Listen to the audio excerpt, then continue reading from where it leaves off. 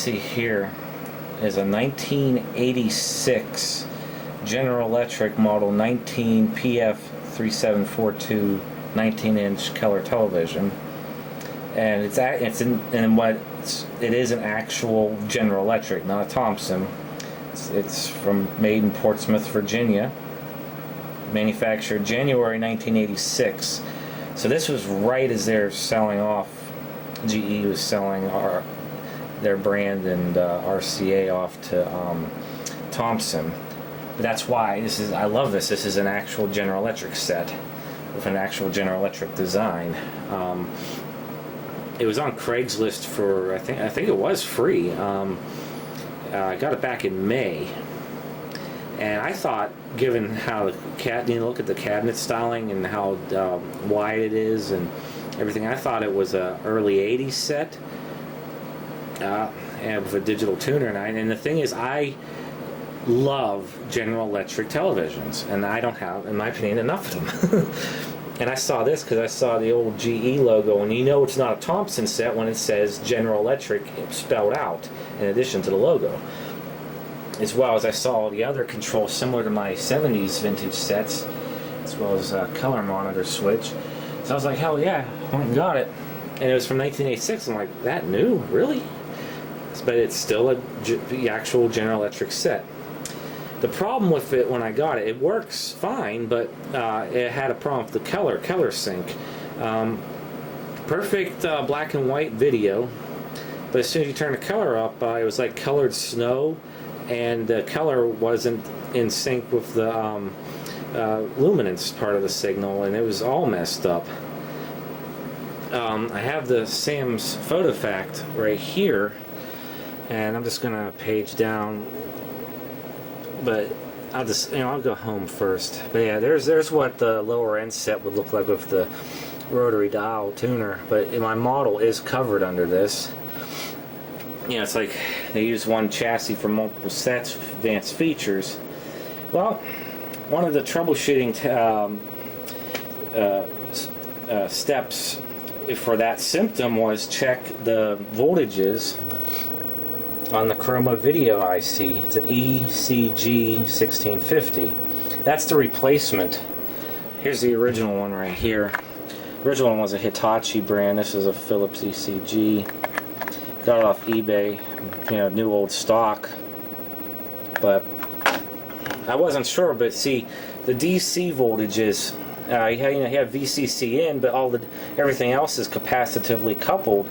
And several pins had improper DC voltages despite proper VCC and everything else. So I said, okay, well, we'll start with this.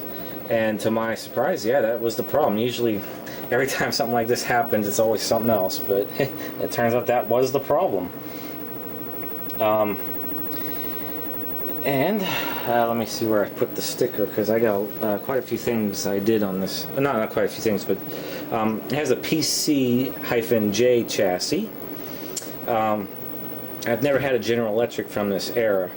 It does have a cable-ready tuner, and it has a normal and cable TV switch in the back, F-type 75 ohm VHF, and 300 ohm twin lead UHF. It even has a holder for, must have came with a ballon that would hang on there. In fact, I'll show the cabinet when it's complete. It still has the rabbit ears and bow tie antenna built into the back, which is typical of General Electric. And another thing I love about General Electric is they always had the service papers in the back of the TV. Unfortunately, the previous owner did some because it wasn't there. So I had to get the Sam's for this. I had to take the whole chassis out to repair this, because right underneath this IC on this little plastic mounting sled is a brace that runs across there for it, and it's right in the way.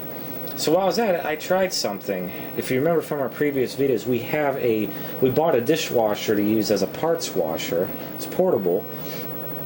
Yeah, except for the tuner chassis and this front cabinet, because it was too large. I washed the whole TV in the dishwasher, in pieces, of course. I took this sled out, took the tuner assembly off, The picture tube I actually put in the dishwasher. I covered up the labels with vinyl electrical tape and paper. It will get a little damp, but it'll dry very quickly and won't do any harm, as you can see. Sometimes you gotta make a sacrifice like that, but it's not really a sacrifice because no damage was done. Aside from protecting the labels, there's not much you got to do. The whole side of the picture tube is clean, as you can see. The yoke assembly is clean. Even the neck is perfectly clean. The CRT neck board's clean and spotless. The whole chassis and the flyback is sealed. And like I said, the important thing is this: you have to leave it dry for a few days before you tap power on, in case there's hidden moisture. But it's a good thing to do this because look at it, it's spotless. This thing was very filthy inside. Had that caked on dirt on everything, and it looked nasty. So it looks beautiful now. And that's what I want. So this is actually proper restoration. The TV, other than that chip, didn't need anything. The picture tube, this is a high hours set. I'll show on the Sencor what it looks like. But despite that, it's still eye-piercingly bright. And by performing grayscale setup, adjusting the screen and bias voltages on the CRT, that brought it back. It's hard to convey that on YouTube, but and TV's on right now. It's a blank signal from that VCP. I'll show in a minute. If you have the G2, the tubes that has high hours, it's worn a little bit. You'll notice like the focus won't be as sharp, and it colors just looked, they would cut off, they would clip very easily and start bleeding once you turn the brightness up too high.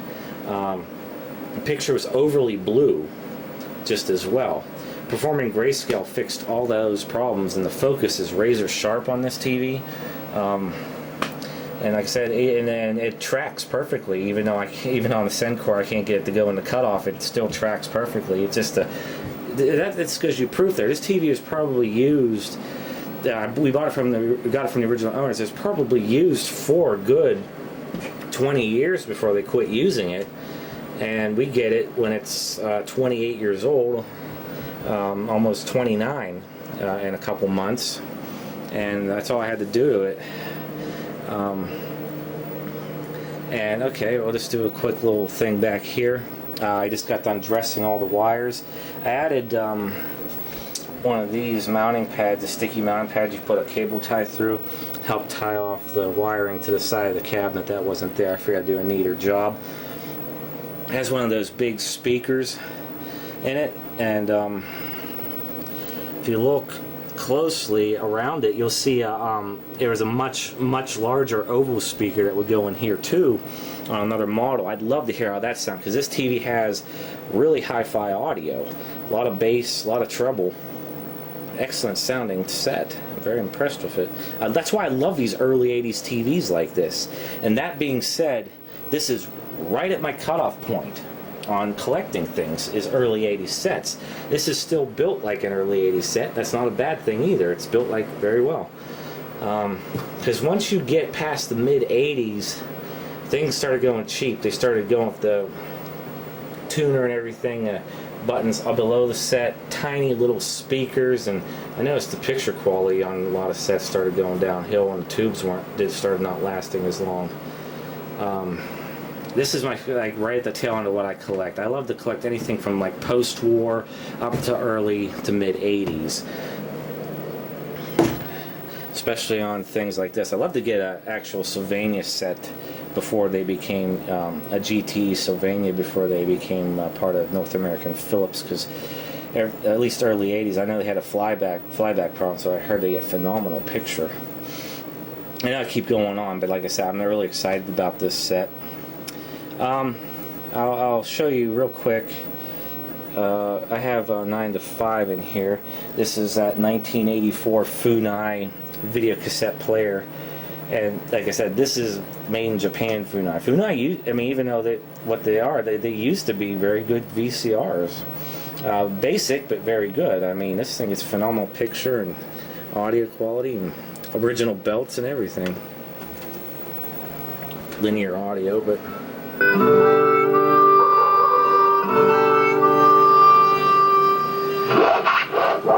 I have contrast. There's a center indent position for it. But let me see if I turn it all the way up. What's your fantasy about it? The room's pretty bright. Oh, I have to think about it. For me, I think it would have to be like a fairy tale. You know, now, this tape was recorded off TV in 1998 on a piece of crap Funai symphonic den. That's why it's a little noisy in the picture, but that's modern Funai versus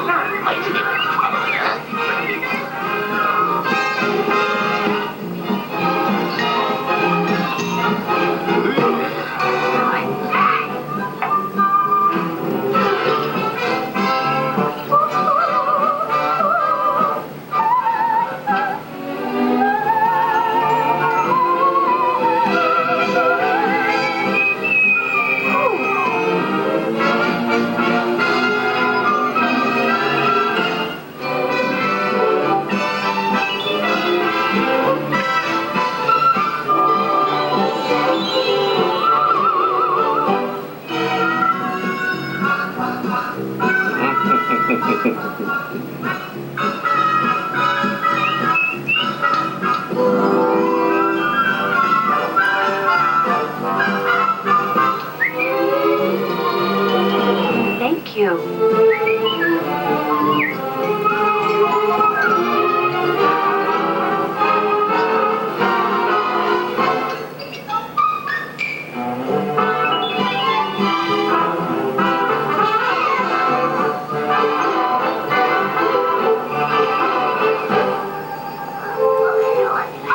Also tells TV had a lot of use. They pretty much rubbed the things, the lettering right off the buttons there. I still have to detail the TV. This is just a quick demo of the back off. Your coffee, Mr. Hart.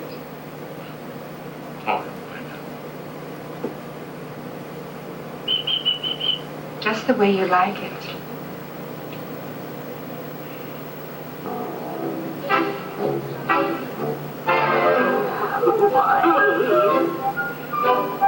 More coffee, Mr. Hart?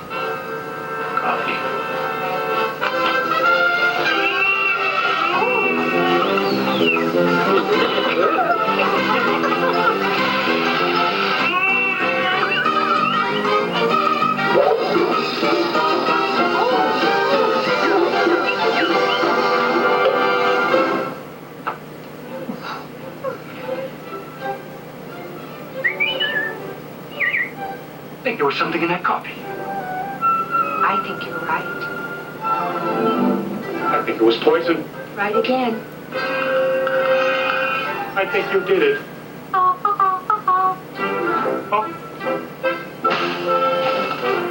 But why? Why? Why do you think? Because I'm a sexist, egotistical, lying, hypocritical bigot. Bingo.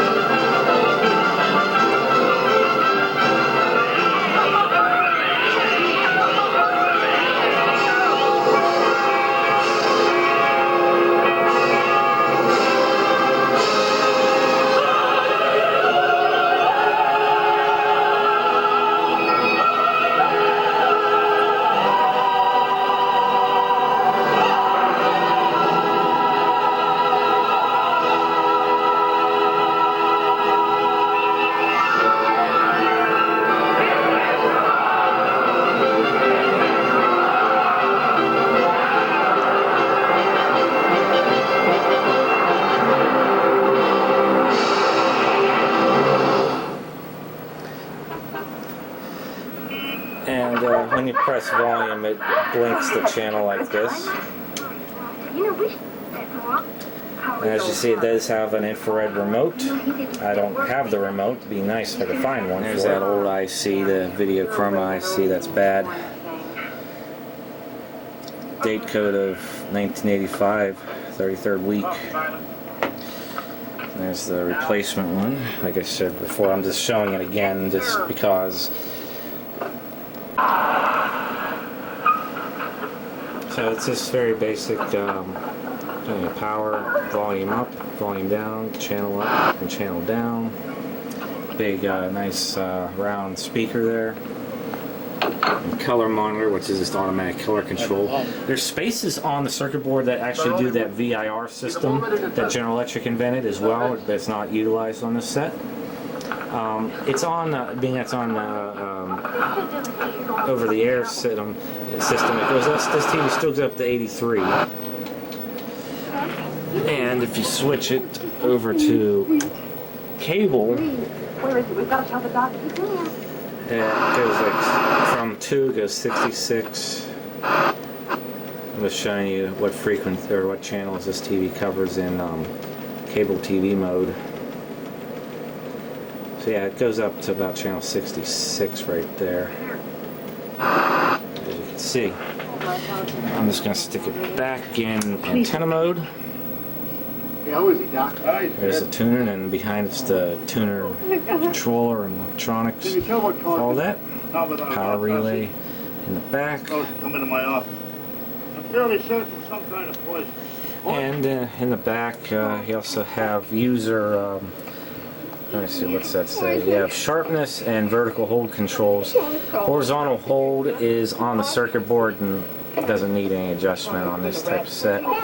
And your flyback, focus, and screen control is also accessible from the back. I think that's also the, right there's the horizontal width control. Interesting about General Electric sets, all their sets, their drive controls are always fully on this set clockwise. The 70s vintage sets I have are the same way. I'm going to take a look at my Portico because I'm going to perform grayscale on it soon, and I'll see how that's set up. I'm following the service literature when I do so. Another variation of this TV had a clock, a radio, and a timer, AM/FM radio module on it as well. And I'm looking through here in this, yeah, see there it is, the parts list for it and the schematic. How maybe I could build it and hook it in. And also, if this was a stereo set, it has stereo SAP, which in 1985 MTS broadcast was a brand new thing. And troubleshooting, which is yeah, here it is. Color, black and white operating normally. I had no color sync, basically. So I referred to troubleshooting Chroma circuit, and that's how I found the problem pretty much. Yeah, there it is. Checking for the DC voltages on there, I had like several pins that had the wrong voltages coming out of it. And it was, like I said, isolated from the main board by coupling caps, so gave it a try, and sure enough, that was the problem. There's the back of that one. I'm just showing you this just because. And that's about it in there. So, what I'm going to do right now is put the back on and polish this thing up. So I'm going to turn it off. Power off. It's a bit warm over here. Yeah, it's pretty warm, 75 degrees. This is the back cover. This piece has actually been through the dishwasher. It was a big help because it was just caked and that stuck on dirt. Now it's spotless. I wanted to show this though. This is what back you see. It still has the General Electric's built-in VHF rabbit ears, and as well as it has the UHF bow tie antenna as well. There's that. And looks like there were some other options on this set. Where is that? Like for like the automatic color control and other things on there. But yeah, and you see right there, there's the access holes for the flyback. I think look, from the looks of it, I think you can't adjust the screen. I think it's just a focus adjustment from the outside. But yeah, I want to put this back together and start polishing this thing up. Yeah, I'm really getting ahead of myself here. There's several things I want to do before I put this away. I wanted to show my high voltage probe. It's connected to CRT return pretty much, which is chassis ground. You need to stick it under the second anode.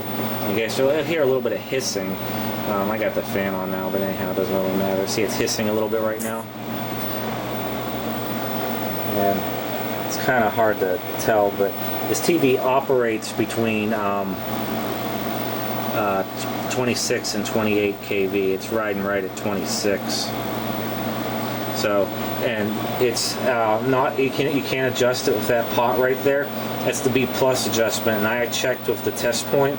It's supposed to be set for 116 volts, and I adjusted it for 116 dead on. It was running at 117. So I got that right. So there's that. Now I'm going to dig out the Sencor and show you where the emissions stand on this set. I mean, this TV is very bright and very sharp after I did grayscale, but it is a high hour set. Turn this off one more time. Okay, I got the Sencor CR7000 on it. This is the picture tube number. It's nice because I can just use a socket instead of the universal adapter to slip it right on. 6.3 volt heater voltage, 132 volt bias voltage. No G1 shorts. No heater to cathode shorts. Now, cutoff and low tracking. When I first tried it, oh wait. As you see, I got all three cutoff levels cranked, and I can't even get it in. The blue one is just going in the cutoff, but despite that, it's still very bright and the grayscale is uniform. I mean, even if you cross the contrast range, turn it down, turn it up, it's a nice neutral color, 6500 Kelvin. So, yeah, see what I mean? The blue gun is the strongest, green gun and the red gun is the weakest. So we'll see what the thing says. It's kind of going nuts right now. I mean, you see it's kind of going between good and bad, but this isn't really a bad tube either. It's right at the middle, but despite that, it is still very bright and still tracks perfectly well across the whole thing. But this is my point. This TV is probably used for a good 20 some years, because when we got it, it was still hooked up in their house, and with a VCR and everything. It was probably used up until the mid 2000s or so before they quit using it. And there was really nothing wrong, but other than for some reason it had that color problem, which I fixed. But that's what I'm talking about in my other video. Build something that lasts. I mean, it's 30 years old. Do a simple repair on it. That's all it needs. And it's going to keep going. And I use this stuff. Modern TV, you just sneeze at and it breaks. I mean, modern sets probably at the most are going to last 5 years. And that's it. And you got to throw them out. Even if, but you know how things are. I mean, these in the build, you know, there's nothing really different. I mean, these will last. It's not wasteful or anything. Yeah, that's okay. I want to keep my vintage sets because they'll be around the rest of my life. They're not going anywhere, and I'll keep them working. I mean, that's all there is to it. Yeah, that's all. So that's about where it stands emissions-wise on this set. And I know someone's probably going to ask, why don't I use the restore functions on this? Well, it's not necessary. I like to see how the TV performs first before I make that decision. A lot of times when it's like this, you don't need to do anything. The only set I really had to hit hard, and I still have to restore, it's that Motorola Quasar from 1975 with this works in a drawer. That thing on emissions wouldn't even light up. I had to hit that thing on extended, and it woke back up to where everything was in the middle, if not greater than the green section, and it was nice and bright and clear again. That's a time when you want to use that. But I already tried to reactivate the CRT, behaved the same, so it's not. I didn't go to sleep or anything, or had cathode poisoning or anything. It's just high hour set, but that again proves build quality back then. That will just keep running. And here's the back of it, all polished up as well.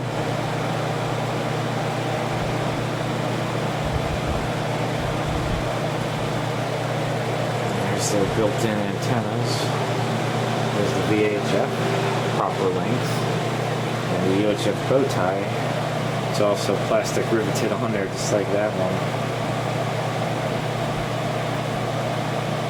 And there's the cable TV normal switch.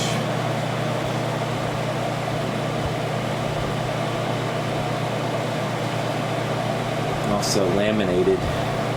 The sticker for the serial number and chassis fell off, so I laminated it and glued it back on. Power cord is vinyl X'd. Ready to go. And here it is, front. This is detailed, polished up. And as you can see at the top, like new again. Sides. Front panel, you name it. It's restored.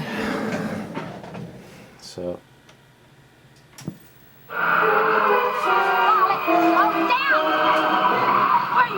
So fast. Look, I've got a great idea. They can't do an autopsy without a body. I told you, she's flipped. She has just absolutely flipped.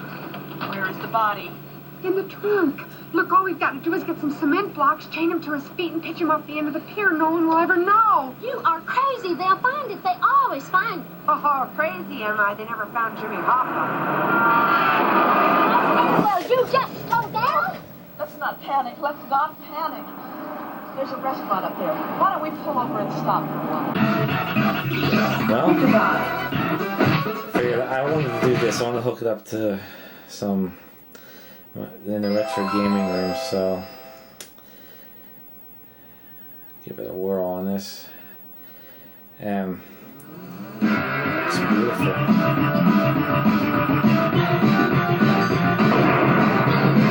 The audio is just coming out the General Electric.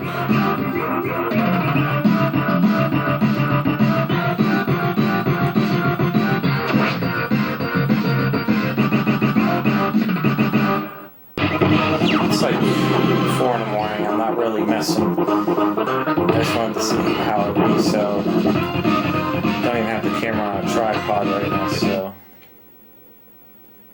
yeah.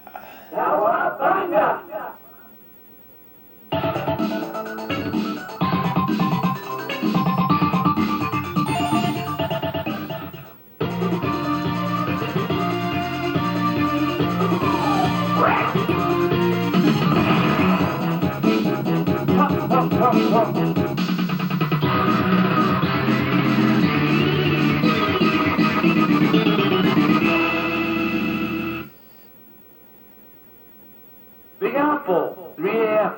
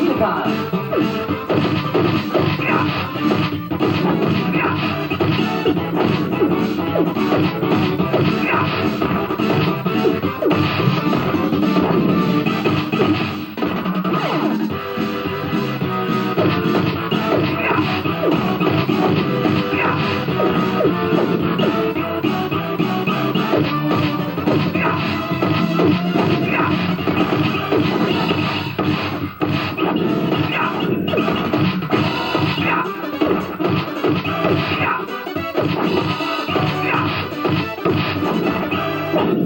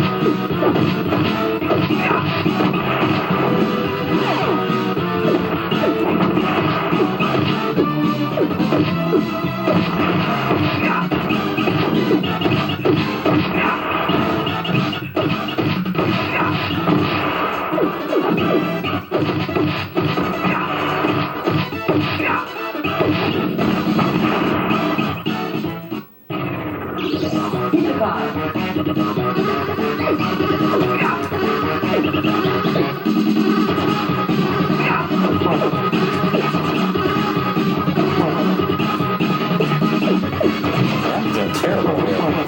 That bitch.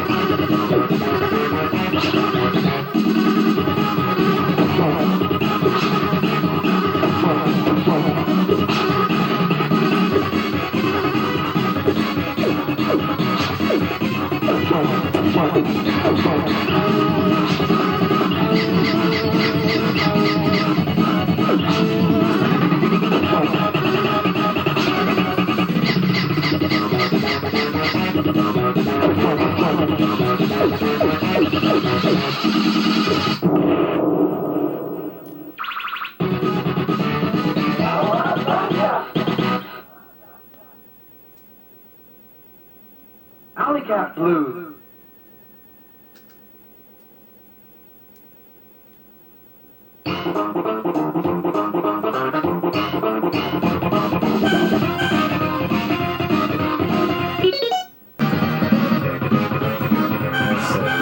TV with the rabbit ears on it, as well as the attached UHF bow tie antenna.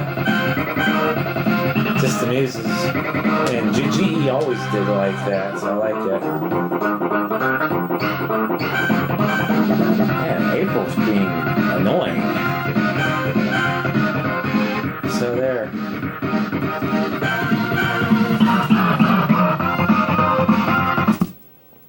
And that's it.